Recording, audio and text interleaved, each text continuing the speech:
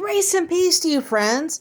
Welcome to the Oak Tree Journeys. My name is Mandy Oaks, and this is the Encyclopedia Challenge. What is the Encyclopedia Challenge, you may ask? That is a great question. The Encyclopedia Challenge is where I read the encyclopedia to you. So if you're interested in words and the encyclopedia and you've ever wanted to read the entire encyclopedia but don't have the time, well, you're in luck because that is what I'm doing for you. I am reading the encyclopedia so you don't have to. And we are reading from two different ones. We're reading from the New Imperial Encyclopedia and Dictionary of 1909 and the Encyclopedia Americana of 1956. And let me tell you, we are doing great. About a quarter of a way through the encyclopedia, the first encyclopedia. We're still on A's, and that's okay. I think there are two books for the letter A, and we're on the first one. But if you've missed any of the podcasts, please go to theoaktreejourneys.com, and there you'll find not only a list of the words if you select Encyclopedia Challenge, but also a link to the YouTube clips and to the two podcast links. There's also a page called Podcast Links that you can click on. Now I am trying something new. Last month, I had a quote. If you're on YouTube, I had a quote on my blackboard from Elon Musk. Well, this month I decided to put a quote by Pope. I don't have a first name. It was just listed as Pope in my book. I've got 2 or 3 books just full of quotes. But this one says, for those of you listening on the podcast, strength of mind is exercise, not rest. And I just really like that quote. Strength of mind is exercise, not rest. And that was by Pope. What I'm going to try to do is every month have a different quote up. Not every single week, but just at least every month I'll try to have a new one. So I'm very excited. I've got 4 words. I'm almost ready for the bonus podcast challenge where we do a deep dive with 5 or more words. And if someone, actually a couple of people said they wanted to give me a word. They haven't sent it to me yet. But they were going to send it to me sometime this weekend. So I'm very, very excited about it. And if you want to know what our bonus words are, just go to theoaktreejourneys.com and select on bonus videos or bonus. I can't remember exactly what I've got it called. But just select bonus. And under bonus 2, it'll show you which 4 words we have so far. Okay, and let's go ahead and get into it. I'm very excited. Last week we stopped at the word actium, and as I was looking over my list today, I noticed that I skipped a name on my list. Now, not in last week's podcast, but on my list for today, I skipped Acton John Emerick Edward DALBERG, and let me tell you, his name is almost as long as his entry, but I almost skipped him, and I'm glad I double checked my list. Otherwise, he would not have made it today. But we're going to start with a person's name, Acton, and that's Acton, John Emerick Edward DALBERG. He was a baron and a historian. So that would be John Emerick Edward DALBERG Acton. Okay. And he was born in Naples in 1834, January 10th, and he died in Bavaria of 1902, June 19th. He was educated under Dr. afterward Cardinal Wiseman at Ascot College in England, and at Munich under Ignatius von Dollinger, whose friend and adherent he remained throughout life. He was returned to the Parliament for Carlow in 1859 and for Bridgenorth of 1865, but was unseated on a scrutiny of the vote. Created a peer, Baron Acton of Aldenham in 1869 by Gladstone, whose trusted friend and adviser he was. A strong liberal in politics and religion, he founded the, quote, Home and Foreign Review, end quote, 1862 to 1864, in the interest of the Liberal Catholic Party and adopted the Home Rule idea before Gladstone himself. I'm not sure how to pronounce this, so I'll just do the best I can. At the Ecumenical Council in Rome of 1870, he vigorously opposed the dogma of papal infallibility. From 1895 to 1902, he held the office of Regius Professor at Modern History at Cambridge University. A scholar of wide and vast erudition, his passion for acquiring knowledge seemed to act as a check upon his productive powers. No modern man of such first-rate abilities has left so few literary productions by which posterity may judge of those abilities. That's a little harsh, isn't it? Between 1868 and 1890, he gave to the press a few historical essays and anonymous letters, and in 1895 he published a lecture on the study of history. In 1882, he planned a comprehensive history of liberty, but never carried out the design. His university lectures were models of narrative, fullness of thought, and flawless exactitude of statement.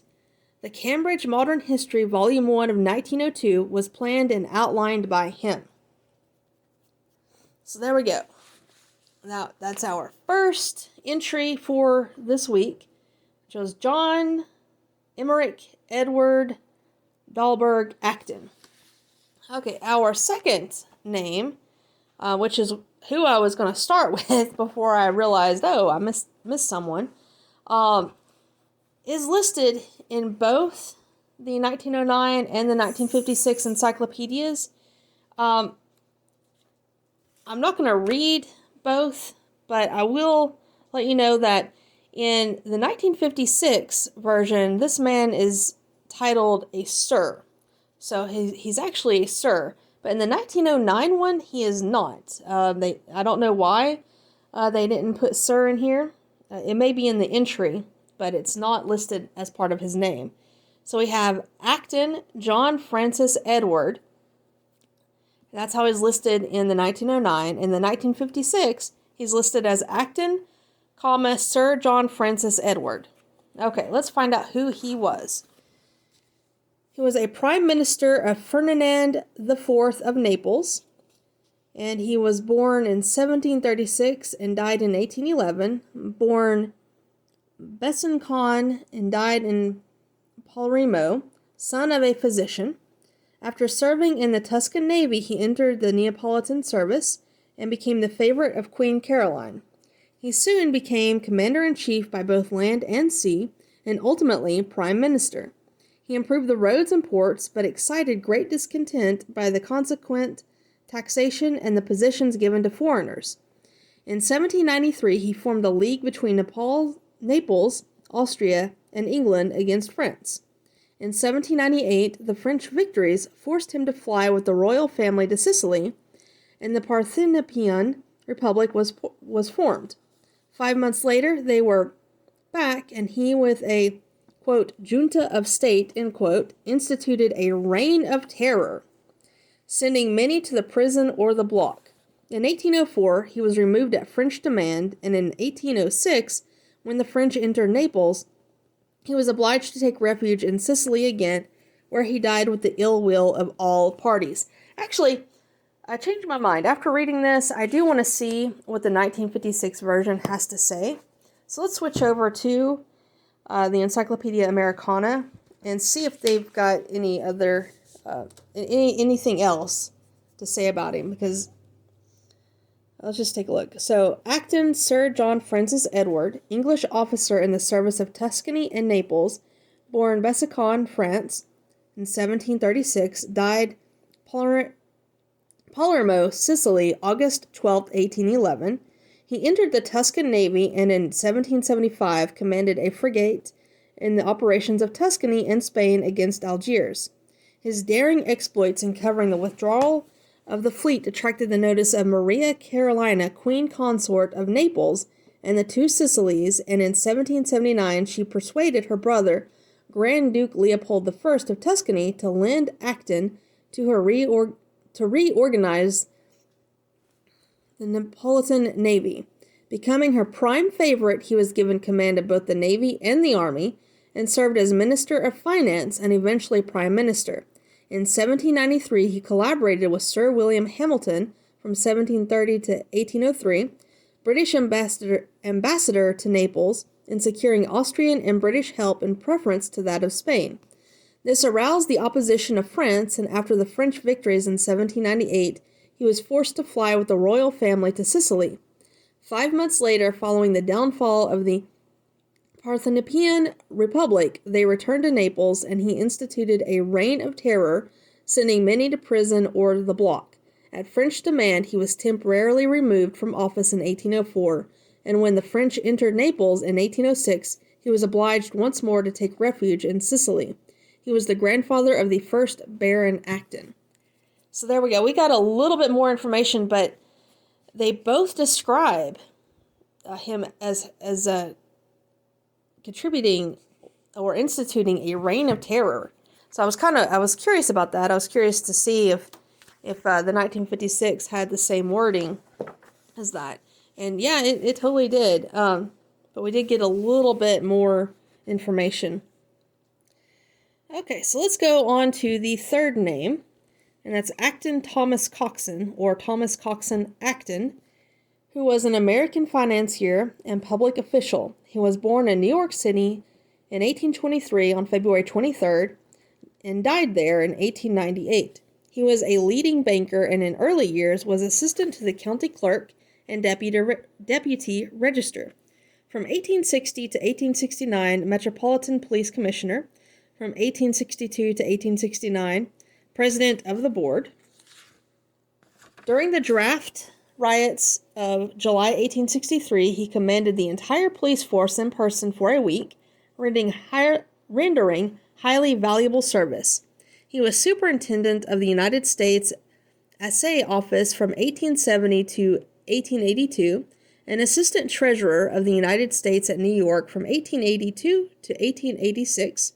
He was always an active agent in administrative and social reforms in the city, carried through against bitter opposition the creation of a paid fire department, and assisted in founding the Society for the Prevention of Cruelty to Animals. Oh, that's good. I'm so glad.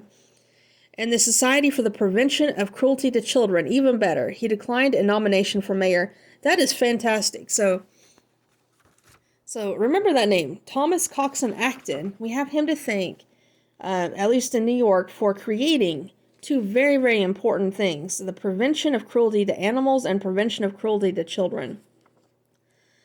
And let's go to the Encyclopedia Americana now for, looks like, 2 entries. The first entry we're going to look at is Acts of Congress. So Acts of Congress in the 1956 Encyclopedia Americana says, the 2 branches of the United States Congress are coordinate in legislative power, the bills passed by either being subject to the absolute veto of the other. The only exclusive power possessed by either house was the provision that all bills for raising revenue should originate in the House of Representatives, but this power has practically been nullified by the unrestrained freedom of amending such bills which the Constitution gives to the Senate. In one case, this freedom was exercised to the extent of placing 872 amendments in a single House bill and of eliminating everything but the enacting clause and substituting a new bill. Annually, many thousands of bills and resolutions are introduced by the senators and representatives. These are then referred to the proper committees for consideration, and if worthy of presentation and action by Congress, are introduced for debate. While the congressional committee system is crude, it performs excellent work in killing off worthless bills. Not lately, but my comment there. When a bill has been passed by either house, it is sent to the other for action. If passed by that branch, the enrolled copy, signed by the President of the Senate and the Speaker of the House, is sent to the President. If he sign it or allow it to become a law, it takes effect at the time designated in the bill, but if he veto it, then it must be passed by a 2/3 vote of those present in both houses before it can become a law without his signature. If the bill failed to receive the 2/3 vote, it is then a nullity and has no effect. See bills, course of, and bills, private. All acts of Congress for each session are edited, printed, and published by authority of Congress under the discretion of the Secretary of State and the statutes at large. All acts of Congress remaining in force December 1st, 1873, were codified in 1874 in the revised statutes, and from time to time successive volumes of supplementary acts have been issued. The criminal laws of the United States were codified in 1912. So that's something very important to know about as part of the history of the United States and how our government works. Okay, and our fifth word, or fifth entry, is acts of hostility, and this is from the 1956 the Encyclopedia Americana. Actions of one nation against another signifying its intention to impose its will by force, not always physical. Acts of hostility may be of a diplomatic, commercial, civil, or military character. An ultimatum delivered by one nation to another, whose terms are so harsh as to be utterly unacceptable, may be termed an act of hostility in a diplomatic sense. The blockade of a country's ports against food supplies is an act of hostility in a commercial sense, though not a shot may be fired. A military act of hostility usually involves actual invasion. And of course, this was pre-virus era. Right, and let's go to number 6, and for that entry, we will go back to the New Imperial Encyclopedia and Dictionary of 1909, and that entry is Acts of the Apostles. Acts of the Apostles, the 5th book in the New Testament, often quoted by the early Christian writers and never ascribed to any other writer than the evangelist Luke. Beginning with the ascension of Christ, it gives an account of the spread of the Christian church, confined, however, chiefly to the part taken by the Apostle Paul. Notwithstanding its title, little is said of the other apostles, with the exception of Peter. The narrative closes with the year 62, Paul being then a prisoner at Rome. The book has always been received as canonical except by a few Manichaean heretics, though its historical character has been impugned by a few modern writers. Spurious acts were put in circulation by early Christian sects. So that's Acts of the Apostles, and that is a very good book to read, so I highly recommend it. Okay, and our 7th word is acts, test and corporation, and that simply says, see test acts, and that's ACTS. Okay, and our next word or words is actual, actualize, actuate, actuation, and it just says see under act. Okay, and we've already gone over that in a previous podcast. Okay, and our next 2 entries are, surprise, surprise, from the Encyclopedia Americana. So let me get to those. Okay, and the first one is actual sin. In theology, the sin committed by a rational person of his own free choice and with full awareness of its sinfulness. Original sin, on the other hand, is that acquired by all human beings at the moment of conception as a consequence of Adam's sin. And the next word is actuaria. And that's actuaria. It's Latin actuarius, light, rapid. And it is a small, undecked ship with a single bank of oars and a sail used by the Romans chiefly as a dispatch boat. It was not a war vessel. Okay, and that is our 10th word. So with that word, we are going to take a short break, and I'll be back soon.